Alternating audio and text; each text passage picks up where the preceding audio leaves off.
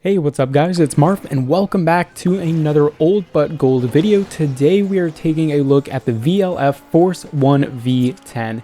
And this is a very interesting car and one that I think a lot of people should be looking at because it is one of the easier mid-tier A-class cars to get because it has its own dedicated daily event that rotates with the Cadillac CN and the Tryon Nemesis and I believe the Lamborghini Egoista as well. So all of those cars are really easy to get, especially for new players, so I thought it would be worthwhile to look at a couple of them to determine if they're actually useful in multiplayer. So the simple answer for the VLF is yes, it is a very useful car, and in this video you'll see me compete pretty darn well, especially with higher end A-class cars like Imolas and Vandas as well. But the big issue with this car is once you start getting into the very top end of Platinum League and you're trying to fight for spots in Legend League.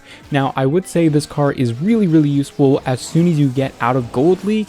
Again, it does pretty well, especially against other mid-class A-class cars, but once you start trying to compete against Valhallas and some of the other high-end A-class cars like the D Tomato, this car will struggle a bit, and especially on the shorter tracks you're going to struggle against the Vandas as well, because this car has pretty good stats all around, but nothing super duper stands out. So let's break down what I mean by this. First, let's look at the top speed. At my stats right now, which I believe the top speed is at Golden Max, I can go 339 miles per hour, which is definitely good compared to a majority of A-class cars, but if you're playing Ghost Slipstream, there are definitely other cars that are much faster and that are somewhat easy to get, like the 570S, but of course you also have most of the higher end A-class cars that do go well beyond 240 miles per hour. Next up is the acceleration, which I also have at max at just above 80, which again is quite decent, but it's nowhere close to the electric cars and even the Porsche 918 Spider, so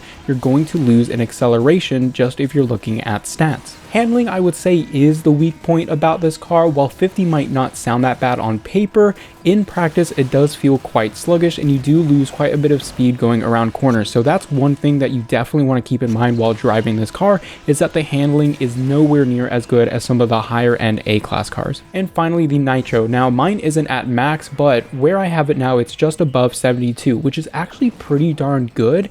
Now again, you're not going to compete with the Vandas like that in terms of nitro efficiency, but it is quite decent. So when you look at this car altogether, you notice that all of its stats are good, but none of these stats really stand out by themselves. But this means that for pretty much every single season type, this actually works quite well. So Ghost Slipstream, it can be decent because again, it has a fairly high top speed, but not the king. For just classic, this car's pretty decent nitro efficiency means you can stay in shockwave for a pretty long time, and it's at least decent acceleration, means that you're not going to start at the back of the pack. And for just normal Ghost, if you're a good player, you can take advantage of this car's pretty well-rounded statistics to get some pretty darn good lap times. So overall, I would say if you want to use this car as your starter car for Platinum League, I think it's a great idea. You can push well into the 1600s rank just by using this car, and then save your higher end A-class cars for trying to get into Legend League. So that's really how I would recommend you play with this car if you're a veteran player,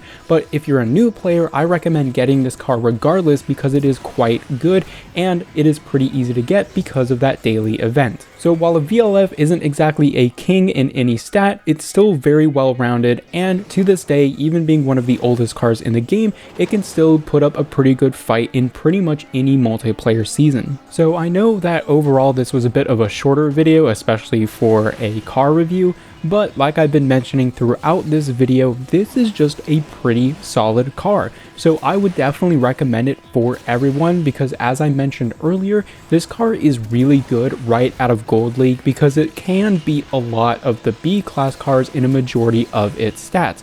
But again, just repeating myself a bit, once you start getting into the high 1600s, low 1700s, and you're trying to battle for Legend League, that's where this car can be a bit of a struggle to handle against some of the other cars.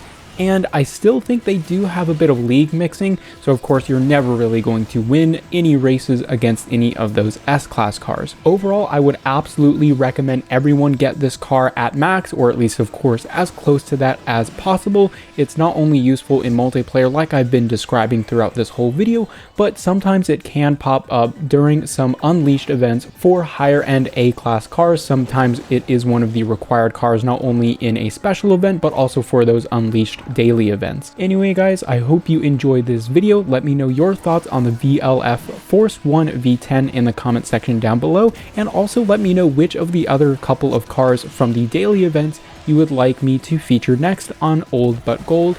Anyway guys, thanks for watching, and I'll see you guys later.